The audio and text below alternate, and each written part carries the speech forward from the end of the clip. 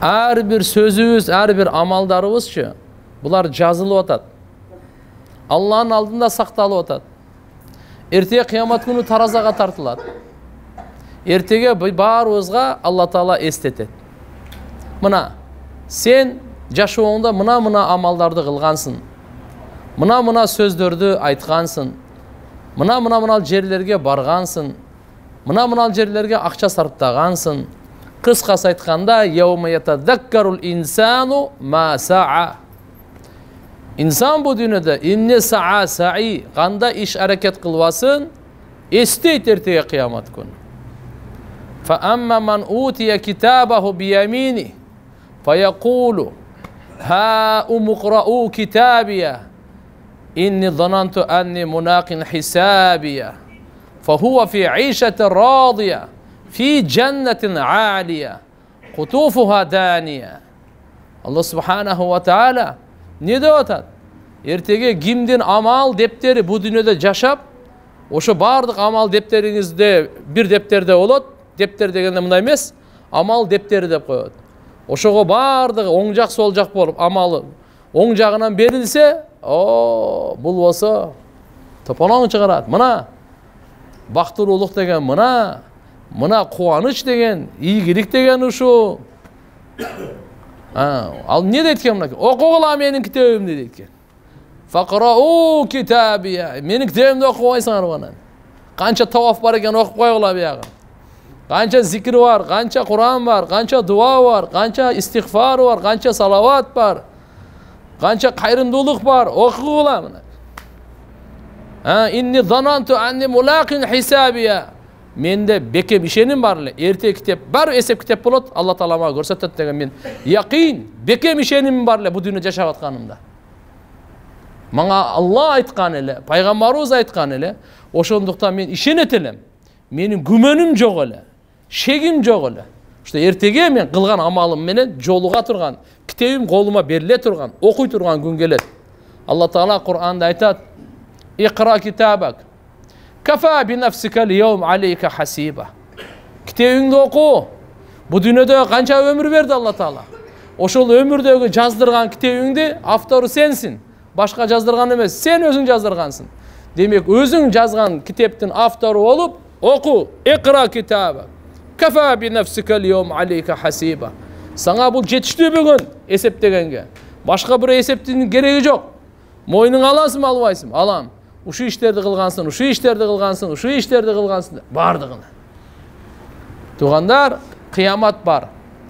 Ahiret var. Ölgönden keyin tirilүү var. Ölgönden keyin tirilem dep yaşaylı. Ne dep yaşaylı? Ölgönden keyin tirilem ben. Men tirilem. Allah Taala men tiriltet. Uşunun ba'del maut deydi. Ölgönden keyin tirilүү. Bardık paygambarlar aytkan bunu. Bardık paygambarlar aytkan. Sizler jok eleňer, Allah bar kıldı. Emi jok bolasыңар, gayra bar kılasыңар. Uşunu bardık aytkan. Summa yuhyikum, summa yumitukum. Allahu akbar. Keyin Allah Taala sizlerge ölüm beret. Gayra Allah subhanahu wa taala tirүү jaşoo beret. Allah Taala. Eki jaşoo, eki ölüm. Eki jaşoo, eki ölüm tığandar. Eki jaşoo, eki ölüm.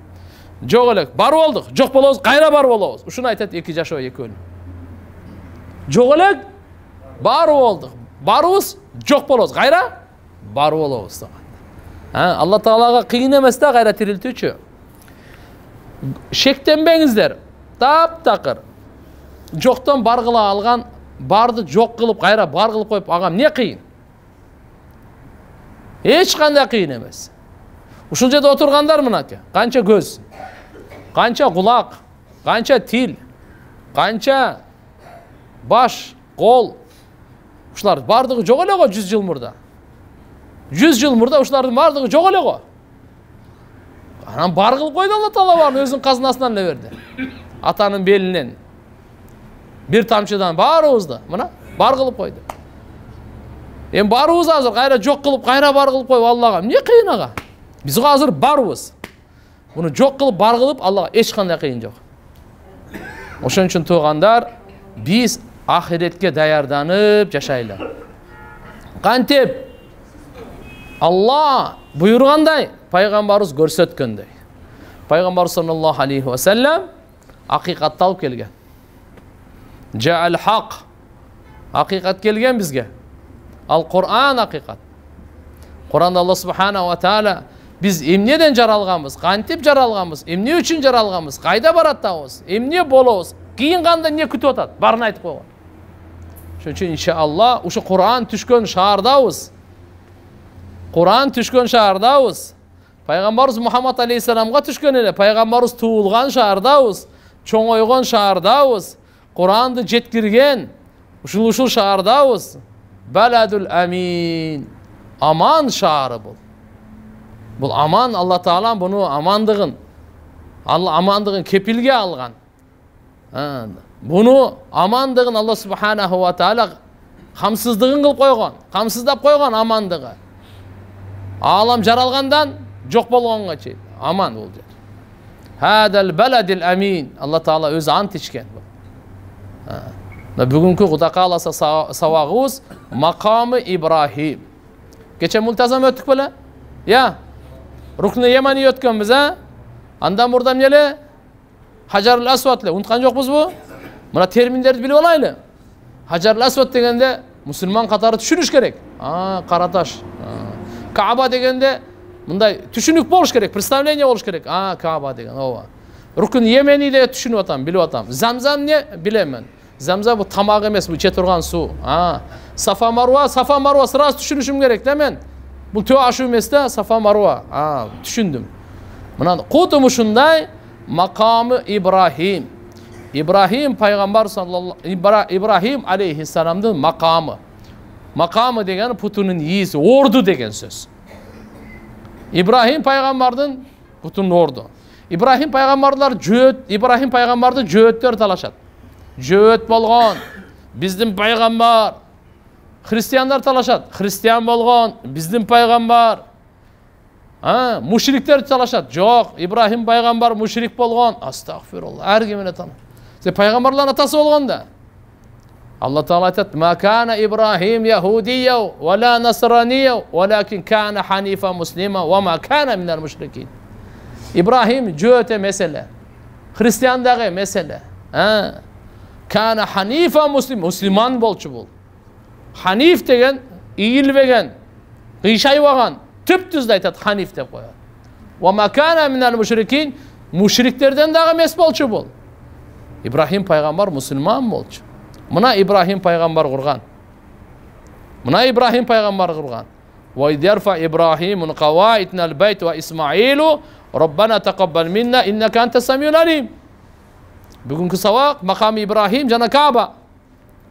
Şu Kaabаны Baytullah'ını qurgatqanda İbrahim peygamber. Buga çeyin dem aga çeyinde peygamber adamlar bolganda, uşunu düşünüp alыңыз. Eng birinci Adam aleyhissalam qurgan. Buga çeyinde bura periştelerge tawaf kılıp turgan. Alımların ortasında talaş var. Perişteler qurgan mı? İbrahim. Birinci perişteler tawaf kılgan dep keledi. Keyin Adam aleyhissalam tofan susunda götörgön. Bardık su topan bolgondan keyin kum basıp kalgan. Kaaba'nın ordu ne basıp kalgan? Kum ele basıp kalgan. Allah Teala'dan vahiy gelgen. Buna kumdu gaz kalan. Kaaba'nın payduvalın fundamentin tavasın ardı. Oşol yerden taap turup Allah Teala vahiy menen vahiy bergende mına жерди gaz, bul жерди gaz dep. Tak gazdı. Qarasa maşallah payduvalı. Ve id yerfa'ul İbrahimun qavaida minel beyt ve İsmailu Rabbana taqabbal minna innaka entes semiyun alim. İstegin ey Muhammed sallallahu aleyhi ve sellem al vakti kaçan İbrahim peygamber özü balası İsmail peygamber eko Baytullah'ın qavaid payduvalın götörüştü de otatta. Payduvalın götörüp anan keyin kurdu da bularçı. Ata bala kıldırıp kurdu. Kötürdü. Allah andan keyin Allah subhanahu wa taala buyruk berdi İbrahim peygamberga. Bular ağa çeyin dua kıldı. Ötkönki sabaklarda bizlerge aytып bergenbiz. Biz de moyun sunuculardan kılgın, bizdin urpaktarыбызdan ушундай bir kurbançılık bere turgan moyun suna turgan bir ümmet payda kılgın dep. Allah'ın aslında bir peygamber jibergin dep peygamber sallallahu aleyhi ve sellem'di. Alarga şu senin Kur'an'ından ayetlerini okup bere turgan, Kur'an'dan talim, terbiyesin bere turgan, жана Кур'андын сырларын, хадистерди түшүндүрө турган хикматтардын бардыгын, данышмандарды жана аларды ички дүйнөсүн арулай турган ушуна пайгамбар жибергин деп туруп, Ибрахим пайгамбардын дуасы, Мухаммад пайгамбарыбыздын келүүсү, Иса пайгамбардын куш кабары, мурунку пайгамбарлардын бардыгындагы эскертүүлөр Ибрахим пайгамбардын дуасы. Жөнөкөй эмес. Ошон үчүн бүгүн маками Ибрахим, ошо маками Ибрахим деп Каабада турат. Мына жерде биринчи күнү барганда эл аз экен, барып мындай шишеге окшогон сарыдан ичин бар эки буттун изи турду го. Көрдүңүздөр го энелер? Ошо маками Ибрахим. Ошол таштыштуу маками Ибрахим да. Так, ушу маками Ибрахим боюнча мындай. Пайгамбарыбыз саллаллаху алейхи ва саллям салла ракаатей ат-таваф халф al-мақам ва қараа ваттахиду мин мақами Ибрахима мусалла. Пайгамбар саллаллаху алейхи ва саллям ошол тавафтын эки рекетин маками Ибрахимдин аркасынан окуган. Ошонун аркасында окуш керек да. Эң жакшысы тугандар, ошол Кааба күн чыгыш жагы макам Ибрахим мындай турат, ошонун аркасында окуган эң жакшы.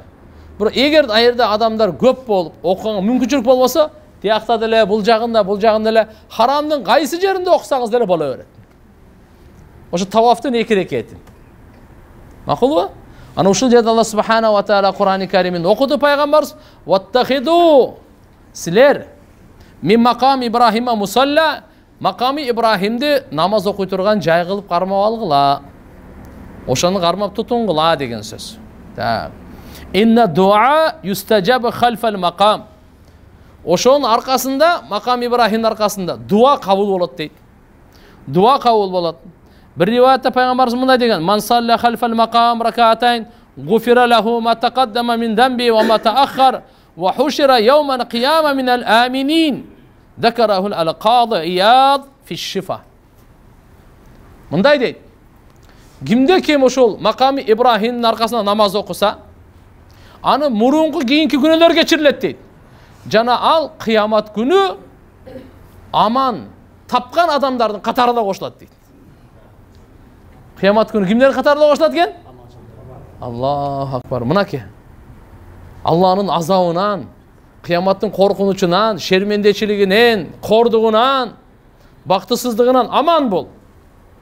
Oşolarının katarından minel aminin, aman tapkanlardan bolatken kıyamet günü. Ve huşira yevmen kıyama minel aminin, kıyamet günü tirilet bol. Kimmenen minel aminin, aman tapkanlarının sapında oşolar menen katarı bol tiriletti. Bir rivayette kim oşo makam İbrahim'in arkasından namaz okusa, Peygamberimiz aytkan: "Ja'ala fi rak'atayn ba'da at-tawaf thawaba itq raqabatin", bir kul azat kılgan sowabı berilet degen. Ve salla rak'atayn, Peygamberimiz mınday İbn Umar'dan rivayet etken: "Annahu tawaf kıldı. Ve salla rak'atayn." Tawaf menen eki namaz okudu, eki reket. Uşul eko faqala hatan tukaffiran ma amamahuma. Uşul tavafınız menen makam İbrahim'den iki reket namaz okuyanınız murunku günlerden bar geçirip saat deydi. Mınaki. Ar-ruknul vel makam yakutatan min yavaqitil cennet. Bul olsa rukun menen makam İbrahim dağı bul beyiştin jakut taşlarından deydi. Jönökö emesken. Peygamber sallallahu aleyhi ve sellem rivayet kelet. Lemma ahbatallahu Adama ilal ard tawafa bil beyti sab'an ve salla halfal makam rak'atayn. Adam aleyhissalam da Allah Taala beyişten jaratıp jakındabaga degen daraka jakındap koygon Hava enebis. Ve la taqraba hadihi şajara fatakuna min az-zalimin.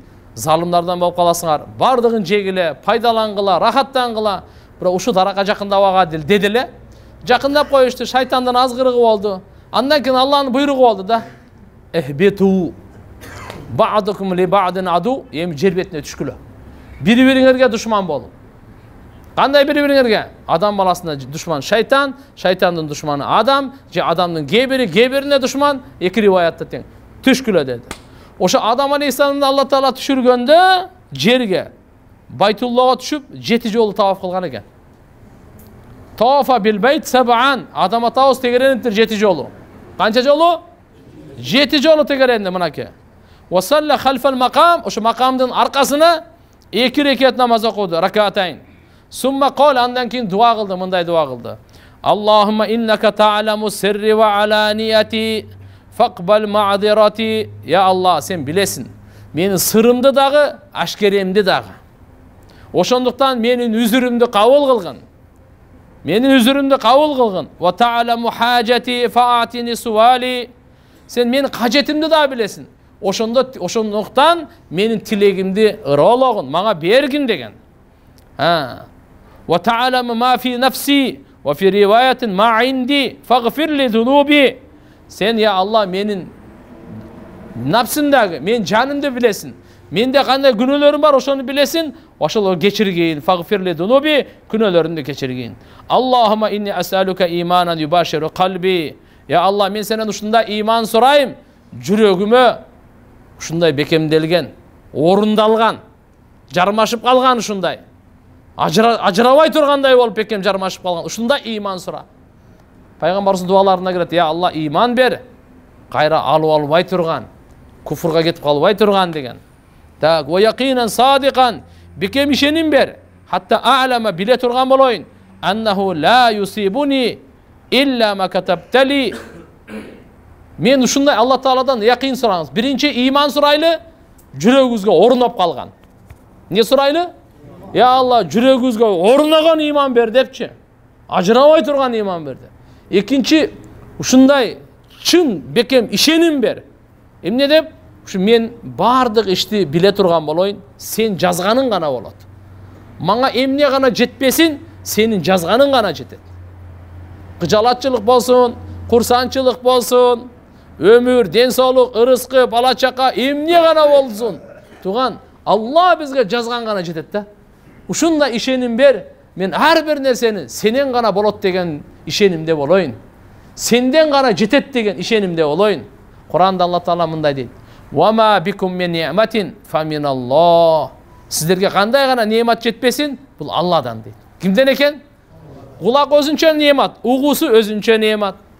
Göz özünçe nimet, görüsü özünçe nimet. Bu özünçe nimet. Til özünçe nimet, süylegen özünçe nimet. Bir adam tili var, süyley albayt, gözü var, görbayt, kulağı var, ukbayt. Bu özünçe nimet. Şu nimetlerden vardı kimden? Allah Taala'dan. Emi bul bir. İkincisi, bir adamlar göröt, ugat, süyleyt. Bırak jalgan göröt, jalgan süyleyt, jalgan da ugat. Makul bu. Egerde bizim sözümüz hakikat söylep atsa, bul özünçe nimet. Hakikatты көрүп атсак өзүнчө немат. Hakikatты угуп атсак өзүнчө немат. Günöөнү укпай атсак бул дагы немат. Günөөдөн көзүңү тартсаңыз бул дагы немат. Сүйлөбөй, günöөнү сүйлөбөсөңүз бул дагы немат. Ма асаба мин ни'матин фа миналлах. Кандай гана немат силерге жетпесин, Алла Тааладан дейт. Бардык Алла Тааладан. Ошого мына Адам алейхиссалам дуасы не деп атат? Я Алла, мага ушундай якин берген, чын, бекем, якин берген, якин деген бекем ишенимди айтат. Мен экиленбей, шектенбей, эмне гана мага тийген болсо, эмне гана мага жеткен болсо, сенен гана жетти деп билейин дейт. Макулбу? Бу эми сен жазганын гана мага жетет. Алла жазбаган сизге жетпейт. Ушуну билип коюңуз. Сизге Алла Тааланын тагдырыңызда эмнени жазсачы, ошол болот. Эмнени жазбаса, ал болбойт сизге. Канча аракет кылбаңыз, ал ишке ашпайт. Ал болбойт. Алла Тааланын тагдырыңызда эмне жазса, сизге ошончо гана болот, болду. Андан ашпайт. Алла тагдырда 5 балалуу болосун деди, болду. 6-ынчысы болбойт. Алла Таала 70 эле чыгасың деди, болду. 71 болбойт. Алла Таала машалла Меккеге 10 жолу келесин деди, 10, 11 болбойт. Кысанда Алла Таалам эмнени жазган болсо, ошо гана болот. Ошуга мен Алла Тааладан ишеним сурайын. Бекем якин деген сөз. Варидан бима касамтали. Жана я Алла эмне бөлүп берсең мага, ошого разылыкты сурайм. Алланы бергенде разы болойлу. Не болойлу? Алланы бергенде канча өмүр берсе, ден соолук берсе, ырыскы берсе, акыл берсе, канча илим берсе, канча перзент берсе, канча ырыскы берсе, Алланы бергенде разы болойлу. Не болойлу? Tirmizi şerifte Peygamber sallallahu aleyhi ve sellem aytkan mınday degen. İttakil maharim takun a'badan nas. Арам нерселерден сактанып жашаңыз. Сиз эң адамдардын ибадаткөйү сиз болосуз. Варда бима касамалла такун агнан нас. Алла Таала бөлүп бергенде разы болуңуз, адамдардын эң байы сиз болосуз. Адамдардын эң байы сиз болосуз.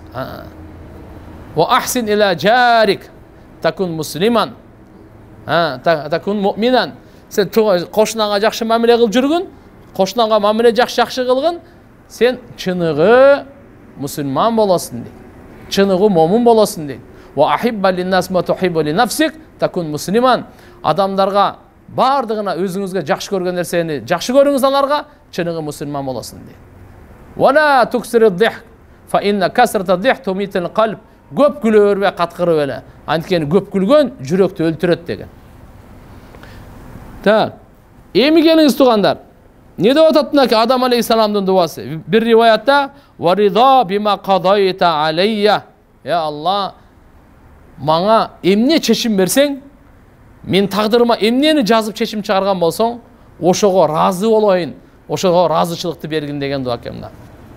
Фаухаллаху таала илей. Ушундай Адам алейхисалам түшүп, 7 жол таваф кылып, макам Ибрахимде намаз окуп, анан ушу дуаны кылды да. Ушу дуаны кылгандан кийин Алла Таала вахий түшүрдү Адам алейхисаламга. Вахий деген кудайлык кабар. Вахий деген не экен? Кудайлык кабар. Кудайлык кабар түштү. Я Адам, эмне деп, мындай деп. Эй Адам, иннака кад даутани дуаан астаджиба лака бихи. ولن يدعو به أحد من ذريتك من بعدك إلا استجبت له وغفرت ذنوبه وفرجت همومه وتجرت له من وراء كل تاجر وأتته الدنيا وهي راغمة وإن كان لا يريدها. Мындай де. Ey адам де. Сен ушундай бир дуа кылдың. Мен кабыл кылдым ушуң дейт. Мына дуаны кабыл кылып тур да. Дуа кылды да. Не деп дуа кылды? Ya Allah, sen bilesin. Men sırımdı dağı, aşkereliğimdi dağı. Tak? Oşonduktan men üzürümdü kavul kılgın. Sen bilesin men kacetimdi. Oşonduktan suraganımdı bergin. Sen bilesin menin özümdeki günölörümdü. Oşonduktan günölörümdü geçirgin. Ya Allah, senen bekem ornogon, jüröke ornogon iman surayımın. Jana ушундай бекем ишеним сураймын. Эмне гана сен жазган болсоң мен үчүн ошо гана мага жетет деп. Жана разычылыкты сурайм мага берген нерсеңе, бөлүп берген нерсеңе. Жана мага чечкениңе да разычылык сурайм деп башка риваятта ушу дуаны кылганда Адам алейхисаламга Алла Таала кудайлык кабар түшүрдү дагы айтты, сенин дуаңды кабыл кылдык деди. Андан кийин сөзү карап туруңуз мен дейт. Дуаңды кабыл кылдык. Жана эй Адам, эми ушул дуаны сенин урпактарыңдан ким гана дуа кылса, ошону да кабыл кылам деди да. Биз Адам алейхисалам балдарыбызбы же кимдин? Периштеби же жинби же айванбы? Жок, биз Адамдын баласыбыз. Ошо үчүн айтып атат. Сенин балдарыңан сенен кийин ким ушу дуаны кыла турган болсо, мен сөзсүз аны кабыл кылам деди. Жана анын күнөөлөрүн кечирем, анын кайгыларын баардыгын курсанчылыкка айлантырам, жок кылам аны дейт. Жана Алла Таала мага береке берем дейт. Ага дүнияда берем, дүния кор болуп келет, каалабаса дагы дейт. Ва ин кана ла юридуха. Ушуну бир риваятта Адам алейхисалам мультазамда дуа кылган дейт. Ушу дуаны. Түшүндүңүздөрбү? Азыр каякта деди? Макам Ибрахимде дуа кылган дейт.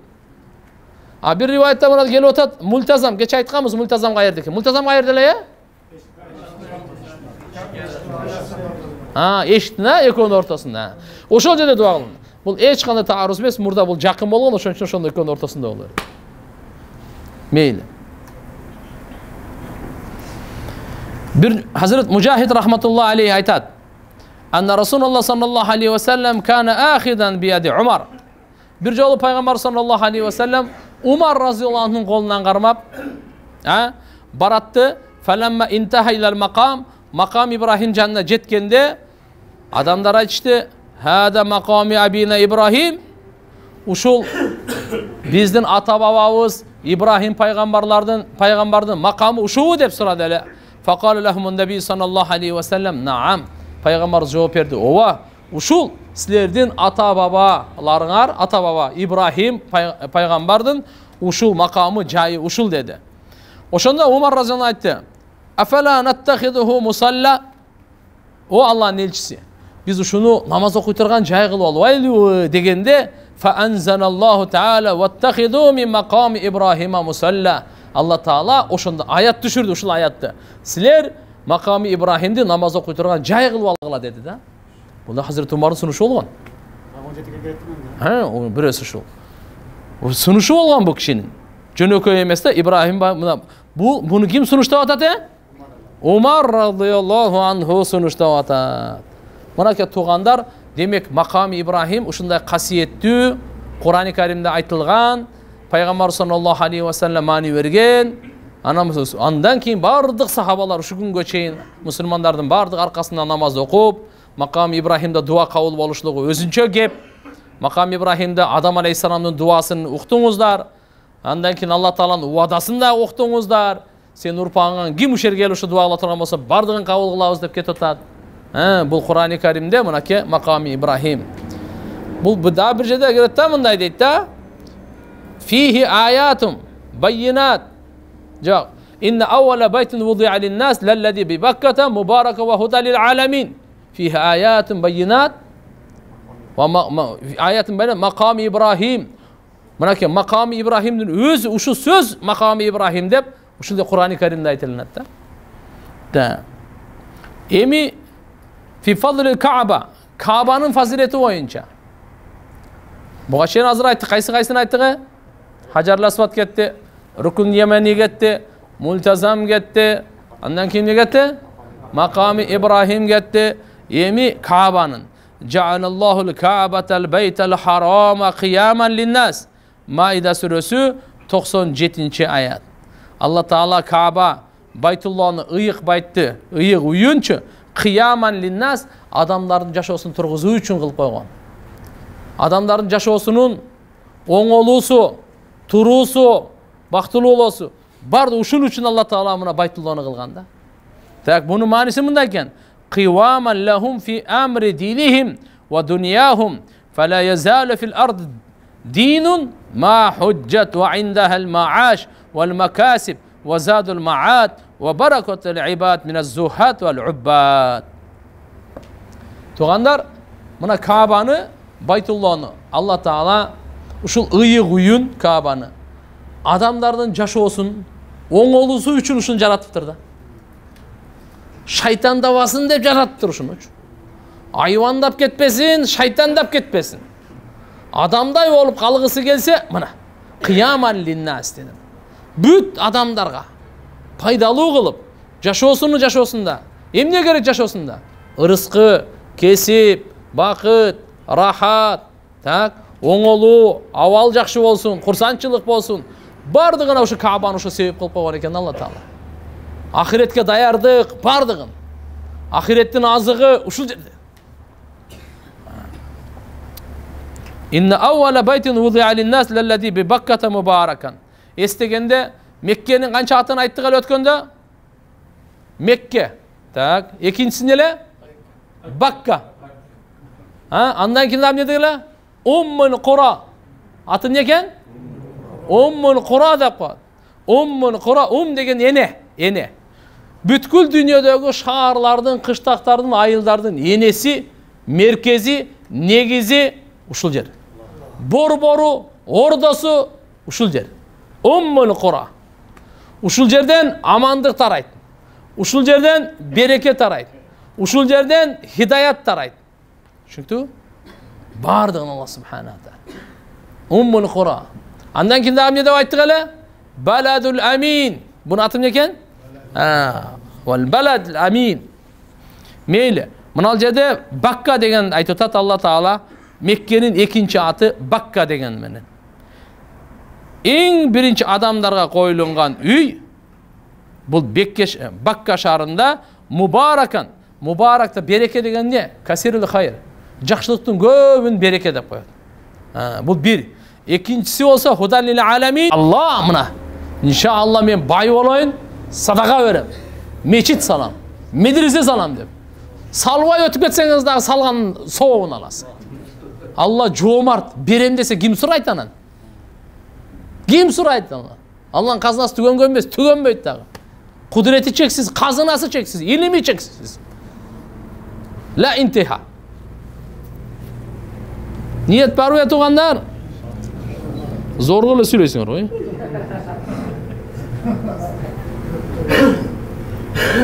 Мейлі. Келгеніңерге шүкір қыла берейін мен, Сөйлей, саған кім қойды? Келгеніне шүкір қыл. Алхамдулилlah. Келбей қойсам мынасын. Мына. Алла субханаху ва тааля бұл Байтулланы шу Атиқ деген да. Атиқтың мәнісіне келейлі. Мындай дейді. وَلْيَتَوَّفُوا بِالْبَيْتِ الْعَتِيقِ. Бұл Байтулланы дағы бір аты Байтул Атиқ. Атиқ деген мәні А'тақахуллах. Мәнісі шындай. لِأَنَّ اللَّهَ أَعْتَقَهُ مِنَ الْجَبَابِرَةِ فَلَمْ يَظْهَرْ عَلَيْهِ الْجَبَّارِ. Алла Таала мұны Атиқ деген боштондыққа шығарылған деген сөз. Азат қылынған деген сөз. Алла Таала залым падышалардан азат қылып қойған бұны. Ешкім бұл жерге үстемді бола албайды да. Түсінікті бе? Бұл жерге ешкім үстемді бола албайды бұға. Тарихта болған емес бірі үстемді. Ошон үшін аты бұның Байтул Атиқ. Бірі залым, қандай ғана падыша болсын, үстемді болудан бұл азат. Түсінікті бе? Абраха деген падыша болған. Абраха деген падыша бұл Йеменде болады да, Йеменде. Пайғамбар саллаллаху алейхи ва саллям туылған жылы пил оқиясы болған да. Туылған жылы. Пил оқиясы ошол пил оқиясы болған жылы пайғамбарымыз төрөлгөн Меккеде. Пил дегени сүре бар Құранда. Суратул Фил. Арабтар фил дейді. Ф мен айтады, қырғыздар пы қылып алғанбыз, пил деп. Алам тара кайфа фаала роббука би асхабил фил деген бар ғой, білесіз бе? Көріп өдің сен робың пил иелеріне қандай қылған? Мен сіздерге қысқа қылып айтып берейін. Ошол Йемен бұл жақта. Йеменден ошо Абраха деген падыша өзінің Йеменіне ошол жаққа ошо Байтуллаға оқшаған құрған аерге дағы. Көр албай, өте чоң падыша болған, қиын болған. Өзі падышалар өте бай болып кетсе құтырып кететкен да өзі. Анан не oldu? Ошол жаққа құрып, мынал жақты бұл жаққа қайрылы ел келе береді да. Тияқа ешкім барбай қояды. Ешкім барбай қояды. Бұлғап қояды жадағасы шуға чейін жазылған кітептерде. Анан өчөшіп жини келіп, мен бұны бұссам, анан ел тияқа келеді дейді да. Анан бұл арам ойы менен ошол мезгилдерде анан ки пилдерге жокерлерди мүмкін болушунча ошолда курал жарактарды топтоп туруп ошол жактан Йеменден ушу Байтулланы бузганга жиберет. Байтулланы талкалаганга жиберет. Булар пилдери келет ошол жерде. Йеменден келип Арафатка жакын келгенде анан баспай коет. Айдаса деле болбойт. Билбейм, чү дейби пилди эмне дейт мен билбейм. Кыскасы кы дейби, чү дейби. Таптакыр баспайт. Баспайт. Аркага бурса басат. Йеменге карайчы. Бул жака баспайт да. Буларга эмне болду таң калат. Ал түшүнбөй атат бул жакта хозяин ким экен. Гайра баспайт булар. Ошол учурда бул Абдумутталиптин төөлөрүн алып койгон экен алар. Анан ол Абдулмутталип пайгамбарыбыздын чоң атасы. Аябай авторитеттүү киши болгон да бул Меккедечи. Курайштан эң аттуу баштуу киши болгон. Анан мен төөлөрүмү бериле деп барат да. Алар ойлоп тур, ушу келишимге келди депчи. Себептен Байтулланы талкалайбыз атат. Арабтардын сыймыгы болчу бул Байтулла. Анан булар ойлоду. Ушу төөнү эме Байтулла жөнүндө бир ортого түшүп биз жалдырайт болсо керек, акча берейин кой кетип калла деп айтат окшойт десе. Анан айтат бул силер төөлөрдү бериле мага. Мен төөлөрүмдү бериле. Ал болсо Абраханын аскерлик чоңдору. Сен кызык адамсың го, биз сени Байтулланы талкалайлы деп кетип атсак, ыйык туткан, сыймыктанган, менмин деген көзгө басар жерге талкалайлы деп атсак, сен төөнү сурайсың да бизден деген айтат. Төөнүн ээси мен, анын ээси бар дейт. Өзү билет ал кандай сактаганды дейт. Түшүндүңүзбү? Менин төөм эле бергиле дейт мага, башка кереги жок мага дейт. Аны өзі сақтай тұрған сақтаушысы бар, аны Байтулланы. Мен төөнүн ээси мен анын ээси эмесмин. Анын ээси бар, аны сақтай тұрған депчи. Аны Алла субханаху ва тааля асмандан анан абабил деген куштарды жиберет да. Топ куштар. Алардын ошо тумшугунда, эмелеринде мына Аллахумма салли ала Мухаммад. Тырмактарында таштар болот, мындай таштап коет. Азыркы бомба да. Жөн эле. Башынан кирип, путунан чыгып кетет. Башынан кирип, путунан чыгып кетет барды. Ошол жерде барды ошо жок болот. Ошон үчүн эмне айтарымын туугандар, бул Байтулланы Алла субханаху ва тааля жабырлардан, залымдардан эч кимдин колуна берген эмес бул үйдү. Эч ким басып, эч ким үстөмдүү боло алган эмес, мүмкүн эмес буга. Ошонун аты ошон үчүн Байтул Атик дейт. Экинчиси Байтул Атиктин мааниси байыркы үй деген сөз. Не деп коткені? Эң байыркы үй. Мына Байтулла аламдагы эң байыркы үй. Ликидамихи. Үчүнчүсү лианнаху каримун алаллах. Эмне үчүн Атик деп айтат десе, Алла Таалага өтө сыйлуу, урматтуу. Ошон үчүн. Бир дагы буга махлуктардан бирөө үстөмдүк боло албайт. Себеби кээ бир жерде мындай деп айткан: лианнаху утиqa минал гарак айяма туфан. Себеп дегенде тофан суусу баспады эле бүткүл дүйнөнүчү. Ошондо Алла субханаху ва тааля буну сактап койгон. Ошон үчүн азат кылып койгон, тофан суусунан сактап койгон себебинен болгон.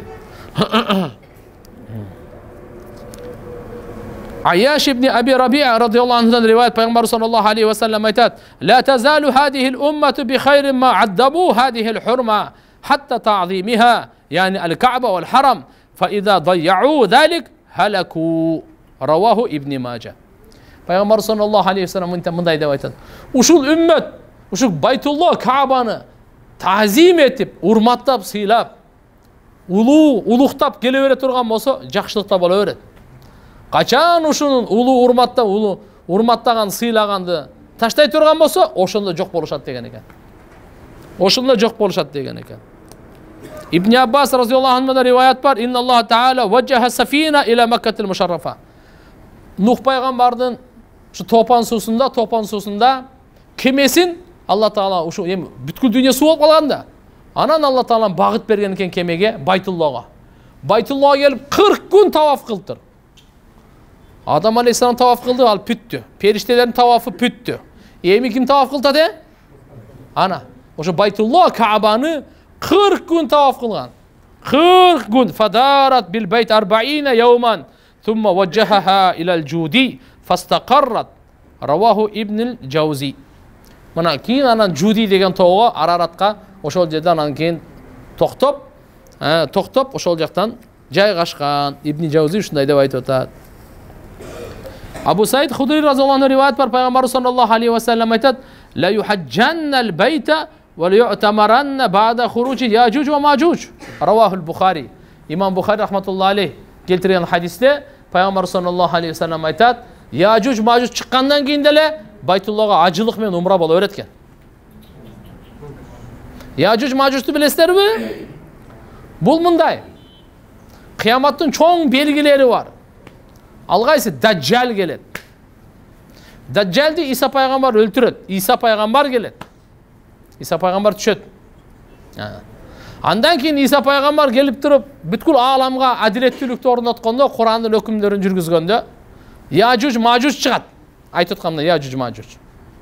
İsa peygamber жанын сакташ үчүн имандууларды алып Тур тоосуна качат. Тур деген тоо Египетте. Муса peygamber Allah менен сүйлөшкөн тоо. Тур деген Kur'an-ı Kerim'de Allah Teala Tur toosuna ant içken. Ошол жака качып, жегенге эчтеке жок, ааламдын бардыгын булар курутуп берет. О бир көлдү ичип салат. Ысык көлдөн чоң көлдү эмне кылып коет экен? Ичип салат, жутуп. Алды ичкенде, эң акыркысы келгенден бу жерде бир суу болгонбу өзү деп өткөн эткен да. Көлдү ичип салат, көлдү. Булакты эмес, көлдү. Ушундай Yajuj Majuj деген жаман немелер болот. Кийин ананы буларды Алла субханаху ва тааля булар жер бетине мына эч кимге алган жок. Бардыгын өлтүрдүк, эми асмандагыларды ham өлтүрөлөп, жаалары менен асманга атканда Алла Таала кан кылып кайра түшүрүп берсе, булар көкмелер да Ана асмандагыларды ham өлтүрдүк дейт да. Анан Алла субханаху ва таала буларга анан кийин азабын берет, барды кырылып өлөт, жер бети сасып кетет. Буларды куштарды Алла жиберет казынасынан, ар бир куштар көтөргөн бойдон Яжуж Мажуждарды океанга барып таштап. Анан кийин жамгырды жаадырат, ошентип аалам тазаланат. Анан көрө берет, анан кийин береке ушундай ал Иса пайгамбардын ошол убакта жеген кештикеси жок. Курсагын тойгоз үчүн азыгы субханалла болот, альхамдулилля болот, Аллаху акбар болот, зикир менен курсак тоет. Мынандай күндөр бар да. Бирок ошон бул жерде аслында риваятта Бухариде айтып атканы, Яжуж Мажуж чыккандан кийин деле ажылык болуп турат экен да. Çünkü umra болуп турат дейт да. Пайгамбар саллаллаху алейхи ва саллям айтты, мына акыркы хадис менен токтотобуз, а? Не деди? Мындай деди. Ваадаллаху таала хадал байт аяхуджаху кулла санатин 600,000 fa in naqasu akmanahumullahu bil malaika fa innal ka'aba tuhsharu kal arus al mazfufa. Пайгамбар саллаллаху алейхи ва саллям айтты. Бул Байтулланы жыл сайын 600,000 киши ажылык кылат экен. Канча? 600,000. Карап туруңуз. Эгерде 600,000ден көп болсо көп болуп кете берет, мейли, миллион. Андан 500,000 жолса баягындай болуп, аз болуп калсам не болот десе, Алла Таала периштелер менен толтурат экен. Пандемияда ойлобоңуз, ажылык болбой калды, аз эле болуп калды, бир 60,000 болуп калды депчи. Жок. Алла Таала кандай гана мурда дагы мына окшогон ваба, эпидемия ушундайлар чоң болуп турган. Бу тарыхта биринчи жолу эле коронавирус болгон жок, буга чейин деле. Бирок Алла субханаху ва таала өзүнүн Байтулласын качан жараткандан бери бүгүнкү күнгө чейин таваф токтогон эмес. Алла Таала периштелер менен дагы, инсандар менен дагы, жиндер менен да таваф кылдырып турган. Түшүндүңүзбү? Кимдер менен? Жиндер, дагы инсандар, кимдер? Периштелер. La ilahe illallah. Ошо бүтті кылабыз го. Мейли, мынадан. Мурунку алгач ошо алымдар айтат. Ва кала баъзу салаф, харajtu yawman fi hajratin zati samumin, faqultu in khalat al-ka'batu an ta'ifin في حين هذا الحين ورأيت المطاف خاليا فدنوت فرأيت حية عظيمة رافعة رأسها تطوف حول الكعبة. Men bir жолу дейт, күн чак түштү, күн аябай кайнап ысып атканда чыктым дейт. Анан айттым дейт, мүмкүн бүгүн эч ким таваф кылбаса керек, мындай ысыкта адам турушу мүмкүн эмес го деп. Ошо таваф кылган жерге мындай барсам бош, уже адам жок болуп калган экен, эч кимдер жок. Жакындап барсам, бир чоң жыланды көрдүм дейт. Башын көтөрүп алып, таваф кылып атты дейт Кабаны. Таваф кылып атты дейт Кабаны. Башын көтөрүп ал. Риваяттарда келет, кандай периште жер бетине түшсө, биринчи Байтулланы зиярат кылат, андан кийин ихрам менен талбия айтып, Хажар Асвад истирам кылып, 7 жолу тегерен ракаатайн 2 рекет окуп, андан кийин ошо кажетине чыгат дейт. Алла. Мынерде бир Салих деген пайгамбар өткөндө, ошо Салих пайгамбардын коому Самуд деп коет. Уккансыздар да. Ошол Самуд коому Салих пайгамбардан мужиза сураганда, зоо, аска зоодон төө чыгат. Төө да боз болуш керек. Үн чыгара турган болуш керек. Биз сага ошондо пайгамбар экениңизге ишенебиз дегенден, ушунун бардыгын кылганда ишенбей коет аларчы. Ишенбей койгондо анан айткан, эми бул төө нақатулла, Алла Тааланын төөсү бул. Силер тамашалашпагыла. Бир күн силер ичесиңер булактан сууну, бир күн бул төө ичет. Буга колуңарды салбагыла деген. Кол сала турган болсоңор, анда силер жок болуп кетесиңер деген. Кандай болсун ошолордон бир айван, шайтан кеңешип туруп, бул төөнү өлтүрбөсөк болбойт деп, мына балтырынан ылдыйкы тарамыш бар го, ол жерде. Эмне деп коет му тарамышты? Туяк. Балтырынан ылдый жакта тарамыштычы, ошону барып кесет да. Анан кийин буларга эми айтат, болду дейт. Силерге 3 күнүн ичинде барды жок болот. Ошондо ошо Самуд коомунан жок болгондо Жабраил периште бир кыйкырык менен эле жок болот бардыгычы. Бирөөсү харамда калып калган экен да. Ал өлбөй калат. Харам бул барды Алла Таала сактап коет да бул. Мына жакта болуп калган экен. Ошону айтып атат, мындай дейт да. Жабир ибн Абдулла разияллаху анху риваят бар. Ламма ақара Самуд ан-нақа. Самуд ошол төөнү кескенде пычактапта шыйрагынанчы. Ва ахазаткум сайха. Аларды кыйкырык кармаганда. Ва лам яқва минху ахад илля ахлакатху. Бардыгы жок болгон, бирөө калбай. Илля раджулан вахидан, бир киши калган экен. Кана фи харамиллахи таала, Алла тааланын харамында, ыйык жеринде, бул жерде болгон экен. Фаманахул харам, харам аны азап түшкөндөн токтотуп койгон да. Факалу ошондо айтышты пайгамбарыбызга. Ман хуа я Расулаллах? Ал ким эн ошо киши? Ошо кишинин аты ким? Ошо кишини Абу Ригал дейт. Аты ким экен? Абу Ригал, Абу Сақиф деген. Фаламма хараджа минал харам, асабаху ма асабаху қавму, раваху Ахмад ва Муслим. Кийин харамдан баары чыгат да. Чыккандан кийин коомуна жеткен бале буга да жетет, ошо бойдон өлүп калат. Имам Муслимде, Имам Ахмадда. Бул жердеги сиздерге айта турган сабагыбыз, туугандар, Байтулла, Алла субханаху ва тааланын бул харамы, бул Кааба, ушундай ыйык Кааба. Ошон үчүн иншалла жакшы көрөйлү, таазим этейли. Алла Тааладан сурайлы, кече дуаларда айтканбыз. Канча мүмкүнчүлүк болсо көбүрөөк таваф кылып, көбүрөөк зикир дуаларды кылып, кайрымдыктарды кылып, убакыттарды иншалла текке кетирбейли, аракет кылайлы иншалла. Көп ибадатка бекем болуп, көп дуа кылып, колдон келишинче ыйлаганга аракет кылабызбы иншалла. Аллахым кабыл кылсын. Сурооңуздар.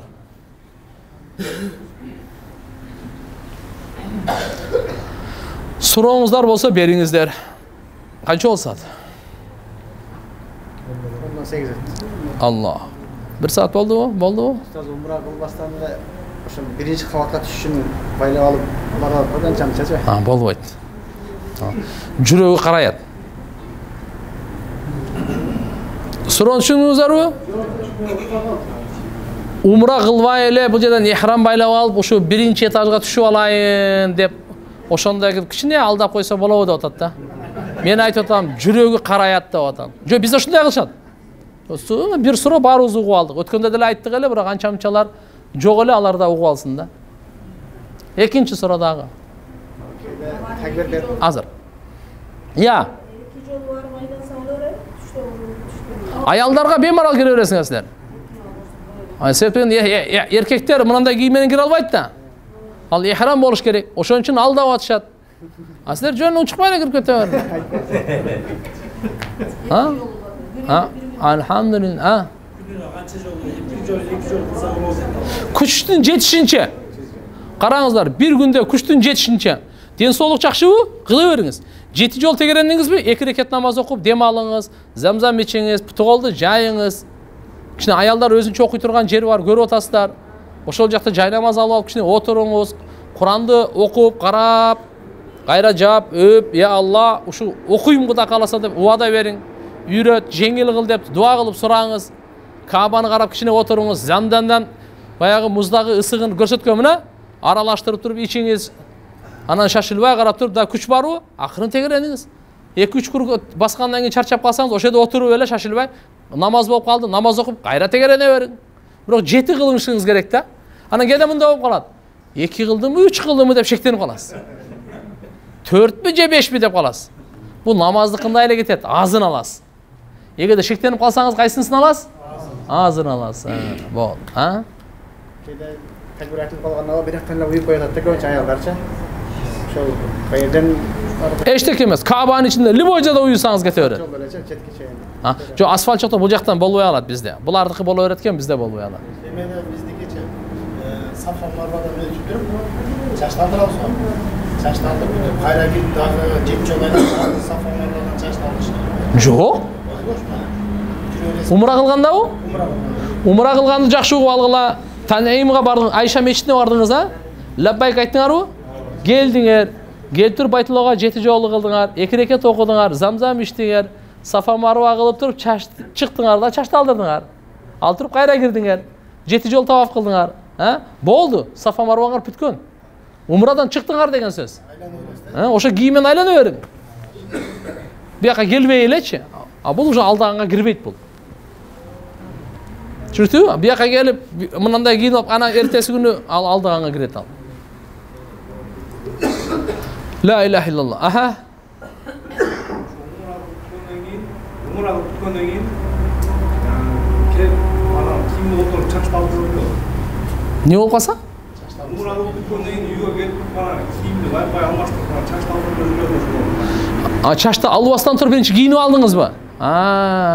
Ошо канча убакыт кийинип турдуңуз? Bir günden kiyinme. 1 saat 2 saat mı? Özü sırası isteseniz sırası çeşit gerek. 1 saat 2 saat olsa 10, 15, 20 riyal sadaka kılıp koyun. Çünkü eğer de toluk bol kala turgan olsa 12 saat. Meli anda koy soyut elen. Kuday saklat turdu ya. İstegende de amacada gebirlerde ötkünde de bir baldarı bize surov verip kaldı. Tiyaktan neme kılıp ayle, biyaktan çaştı kırkıp algan leyek dep ayaldardan. Алар кой соет, макулбу? Унутпагыла. Койду Кыргызстанда сойбойт, ушу харамда союлат. Кеткенге чейин ошол жакта союп коюш керек. Бул жактан азыр билбейт экенмин булардын койду кандай 100, где-то bir 120, 130 доллар болот го дейм. Дагы суроолор. Я. Койду. Мына жактан ушу бир бармалыктар, афгандыктар, ошол Бангладеш ушундай кембагалдар болот. Мен сурап берейин. Ошолорго алдыртып туруп эле ошол жака бардык садака кылып бериш керек да. Так. Ошол коюп ачып болгон кайсы сүрөт болду ошо аяларга? Тияка тавафтан мурда чачтын кыркып алышкан. Сафа Марвадан мурдабы? Мединадан келатыр, бул жактан Сафа Марвадан мурда чачты кыркып алган да.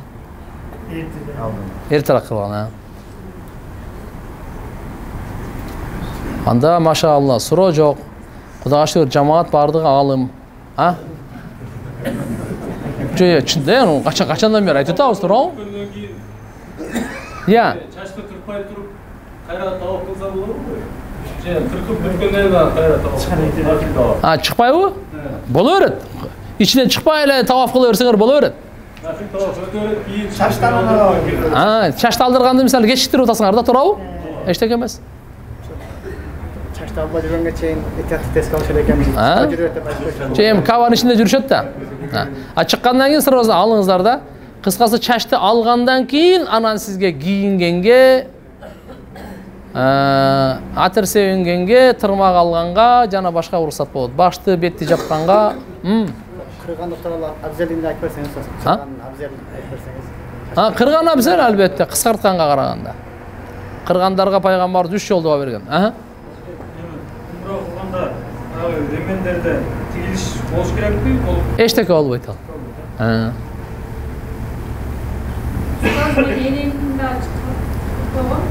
Не дейт? Эненики кырып салган дейт. Качан кыркылган? Эмеден умра бүткөндөн кийинби? Умрага чейин, Гостинадан чыгып атканда кыркканда эки 5те келдиктир. Мединадан Микатка кирелектеби? Майдинада немеде? Карадым. Ихрам байлагандан мурдабы же кийинби? Эчтеке болбойт. Ихрам байлагандан кийин кырсаңар анда болот, штраф болот эле. Ихрамды бай биз бир жерге бардык эле го. Не дейт? Мен кулам жакшы укпайт. Тотоп тур. Өзүңөр мына туура жооп берсеңер мен суроомду угуп. Биз Мадинада кырктыңар, Так. Эми Мадинадан сурап атам. Гостиницада кырктыңарбы? Же берк немеге келгендеби? Гостиницада. Эчтеке болбойт ал. Эч кандай штраф курманчылык сойбойсуңар, эгер ошондой болсо. Ихрам байлагандан кийин кырсаңар, таваф кылганга чейин, Сафа Марвага чейин, анда штраф болуп калат эле. Түшүндүңүздөрбү? Ихрамга чейин экен да, эчтеке болду. Так, дагы? Шарты же мына чекесинде акеде кырып коет экен, мына кыска жерлерде. Жо, биз жамаатка аябай үйрөткөнбүз. Мындай кылат. Чачтын башына алып туруп ушун кууну. Бир сөөмөй. Чекесинен болбойт бизге. Бир сөөмөй. Баарына баштан. Так. Болдубу? Эми эс алыңыздар анда. Кудай кылса. Жарияны айттык, кийин кечип калгандар. Эртеге саат 4:30 асыр намазы. Ушул жерден Кудай кааласа 2 автобус келет. Биздин жамаат кетебиз. Анан кайра келебиз. Çünkü konak var öyle gelemiz da. Ketemiz desek ana kim bağlı alıp düşmeyin. Amin ne tokta olan. Dua kılıp koyalım. Amin. Rabbana atina fid dunya hasana ve fil ahireti hasana ve qina azabannar. Allah'ım barımızın cüzümüzü cari kılıp iki dünyada baktırlı olsun. Allah. Selamun aleyküm.